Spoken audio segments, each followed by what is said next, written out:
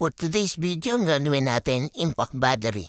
Yan, may nag-dress shop natin ng impact battery. Ang problema nito, pabilis na malobat yan. Ito karaniwan naman to sa mga ginatan na drill, sa mga impact battery yan. Ito yung mga China brand yan, yung mga mumurahin. Nabibili natin online. Yan, yung mga battery kasi niyan, mga may hinay yung nakakabit sa kanya. Kasi siyempre mura siya. Kaya ang gagawin natin dito, i-repack battery natin to. Siyempre, ang ipapalit natin dyan yung branded battery.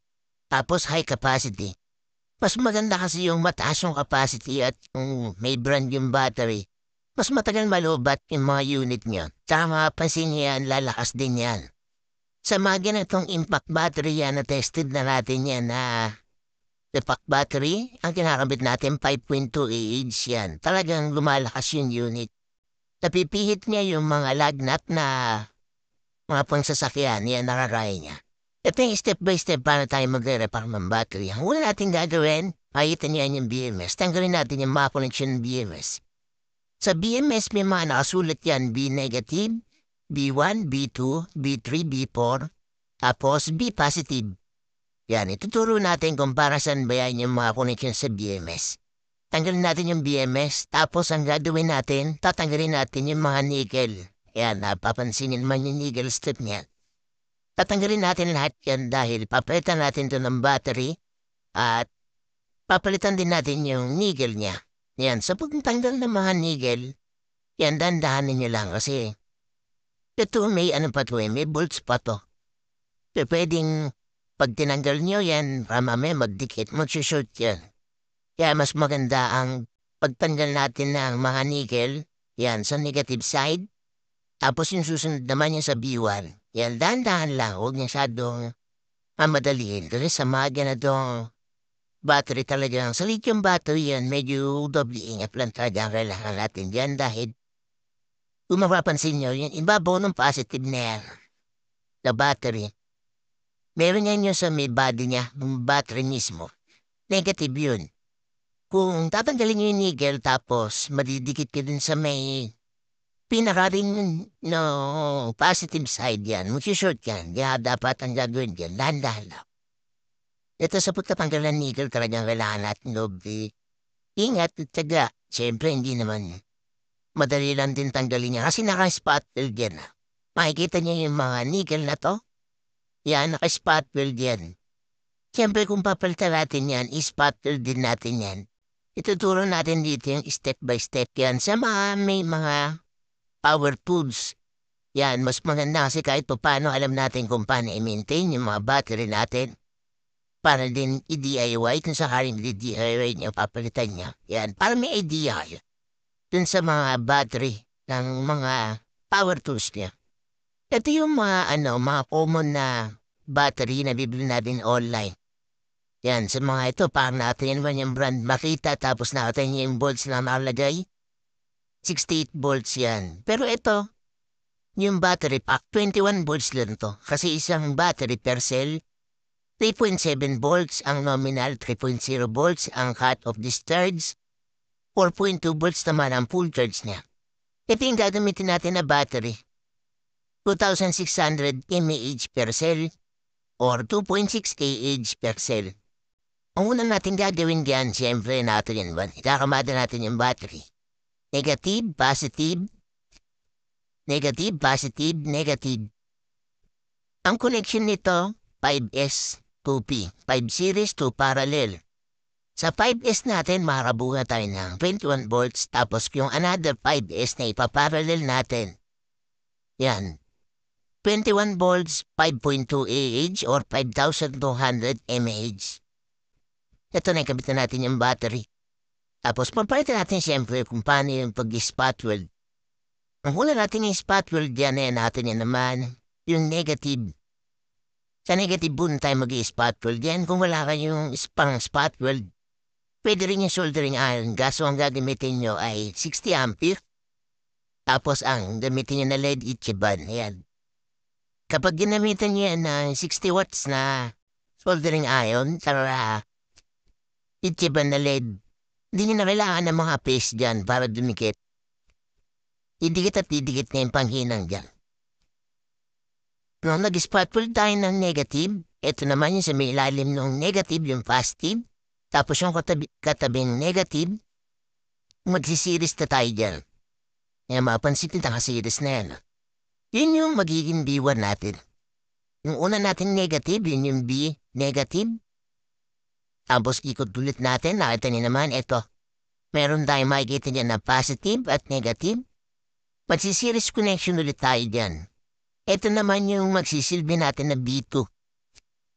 Yung mga B1, B2, B3, B4, makikita niyo yan doon sa may BMS na rin natin. Spot ulit natin yung positive, tapos negative. Ito, series connection na ulit to. Meron na tayong 3S. Tapos kabila ulit, positive, negative. Spot ulit natin, isi-series connection natin. Meron na tayong 4S. 4 series. 4 series to parallel. Yan. Positive, negative, spot ulit natin. Para magkaroon na tayo ng series connection. Sa mga ganitong pag-repack ng battery. Yan. Importante dyan dapat yung mga brand ng mga battery, yung branded. Sa battery na mga sipag, alam nyo na medyo mahal yan. Talagang quality yung battery niyan may brand. Pag napansin naman natin sa online, nabibili yan yung medyo mura. Yan talagang mapansin yan, so weight din Pag yung true rated battery mabigat, kaysa dun sa may mga mumurahin na battery. Yung battery nga pala na to, ano to? 18650 battery, lithium-ion battery. Spotlight naman tayo ulit dito sa kabila. Positive, negative. Meron na tayong tinatawag na 5S. 5 series, 2 parallel. Ayan. Tapos, yung matitira dyan yung positive. Yun naman yung B positive natin. Ayan, spotful na tayo. Iwatid natin sa kabila. Ayan, nakita niyo naman. Ito yung positive natin. Ayan, spotful tayo dyan sa positive. Nakabuo na tayo dito ng 5S2P. 5 series, 2 parallel. Ngayon, para sa BMS, yan, tutulad din natin yan kung paano yung connection ng BMS. Dito sa may mga battery na in-spot weld natin. Ito, impact battery to Pag nagtaas tayo ng capacity sa battery ng impact, yan, matagal siyang malobat, siyempre mas matagal din i-charge. Kung mataas ng capacity, mas tatagal yung charge niya. Ito, ikakabit natin yung BMS natin. Ang palitan natin kung paano yung connection ng BMS dito sa may battery na ginawa natin. Makikita nyo dyan yung black na wire. Yan yung B negative. Makikita nyo yan dun sa may BMS. May nakasulat dyan. B negative. Yan, hinahin natin yung B negative. Dito sa una natin in-spot weld din yung negative side. Yan. Tapos may makikita rin kayo dyan na B1. Yan naman dito sa in-spot weld natin kanina na connection ng unang series connection natin. Tapos meron din dyan B2. Ito naman yung pangalawang series connection natin na pinarita kanina. And meron din tayo dyan B3 para naman din sa pangatlong series connection na ginawa natin. Yung mga B negative, B1, B2, B3, makikita niyo yan dyan sa may DMS na yan. Hindi kitik yan. Kaya wala kayong kalito-lito. Tapos ikot ulit natin. Meron naman tayong B4. Yan, ito naman yung panghuling series na ginawa natin. Tapos ang matitira na lang ay yung red wire. Yan naman yun dun sa may positive side. At yan natin yun naman, hinangin natin. Okay na, nakabuo na tayo ng battery pack para sa impact battery natin. Ang setup nito 5S2P, 5 series 2 parallel. Ang ginamit natin na battery 2.6 Ah or 2,600 mAh. Since naka-parallel connection to dahil 5S10P, ang capacity na niya ay 5.2 Ah or 5,200 mAh. Yeah. 21 volts, 5.2 Ah. Ngayon, igabit na natin yung spring, tapos igabit natin yung cover. After nito, syempre, ang gagawin natin dyan. Kukuha na natin ng volts, tapos tetestingin natin si charging. Kasi, pag sira yung BMS nito, yan, makapansin niya yan, hindi siya magti-charge. Tapos yung output ng battery, mas mababa yung output dun sa may terminal ng BMS. Pagka ganon, magpapalit BMS na tayo. After natin itest sa charging, syempre tetestingin natin sa unit para marito natin kung gagana siya. Ito yung charger natin, 21 volts yan. Tapos red, yan, natin niya. Pag green, full charge, pag red, charging. Tapos testingin na natin na actual dito sa main pack. Ayan. Okay na, dumana na. At maraming salamat.